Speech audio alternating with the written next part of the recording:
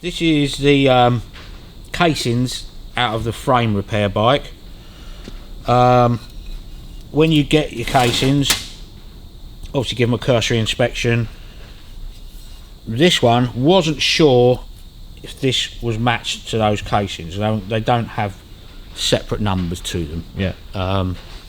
But it was tight getting on. So you've got 3 location pins, yeah? So your 3 location holes, 1, wherever the other one is, 2, and that one, 3. Yeah. You get the right size reamer, which is 5/16, and just pass them through, and these were tight. So you had to tap it on as such, but you shouldn't have to do that. So now, with those done, that's how it should fit. Nice. There's no movement in it. Yeah. At all, so it's bang on. Just reaming those holes out. Just like years and years have been taken on and off, dropped on the floor, smudged, banged, you know. So that's nice now. Had some damage and high spots on it here. So face those back off quickly.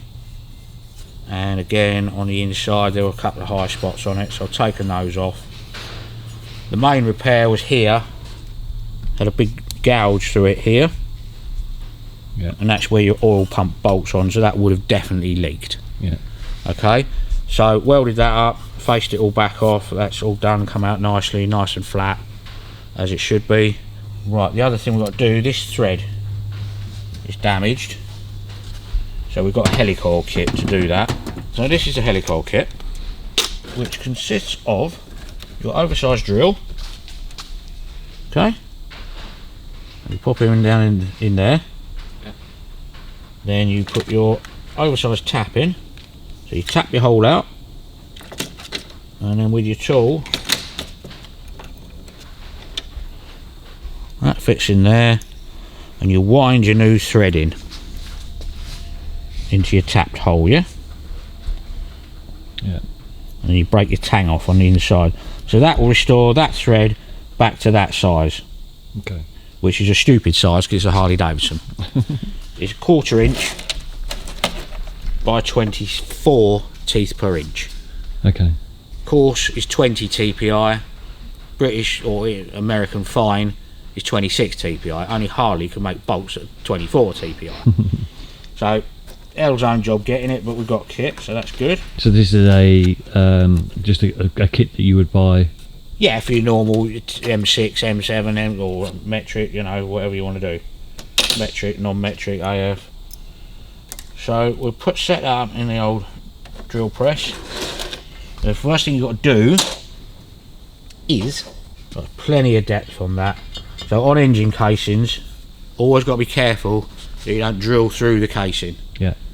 Right through to no man's land as such, because if it gets into the engine, lower compression will blow oil out of it, and you'll never seal it. Yeah. So you just got to be a bit careful what you're drilling. So all I do, we know we've got that much depth. Come up short a little bit, probably about there. Just get a bit of masking tape.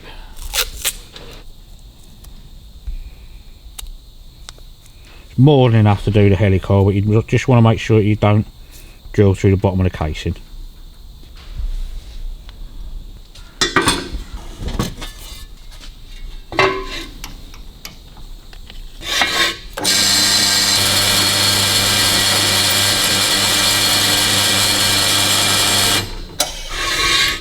Okay, blow that out with the air, make sure there's no stuff caught underneath it.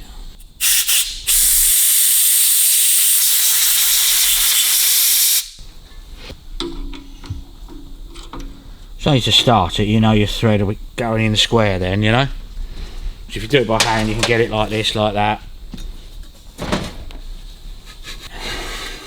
All you want to do is just put a little bit of pressure on that, Yeah. and just turn it by hand, and it will start the thread square. Okay.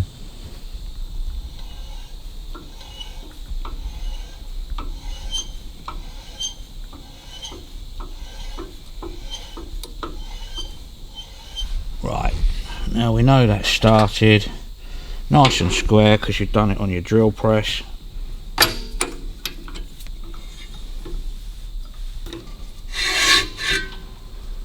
You come back to your bench then and get your tap wrench. Tiny bit of cutting fluid, you don't want a lot, just to make it, it's in alley so it's nice and gentle. We just want a little bit in there. Now you know, because you set it up square in a drill press, it'll tap in nice and square and easy. Yeah.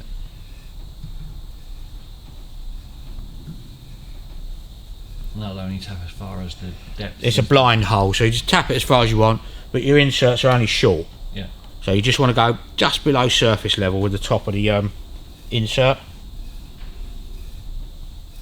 You don't want any crap left in there. Right, that'll do. And if you feel it tighten up, yeah, never keep tapping, because you can just smash the thread back out again that you've already cut into it. So if that bottoms out, yeah, and you keep turning it, all it'll do is rip the thread out. Yeah.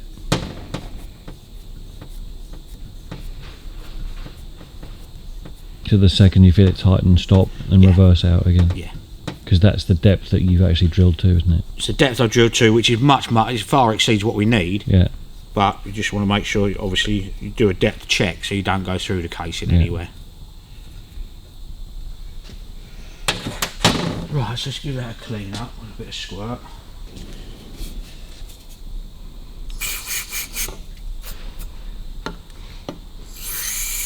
See all the residue come out? You want to get all of that out. How do you know when it's all out though? Just blow it out with an airline.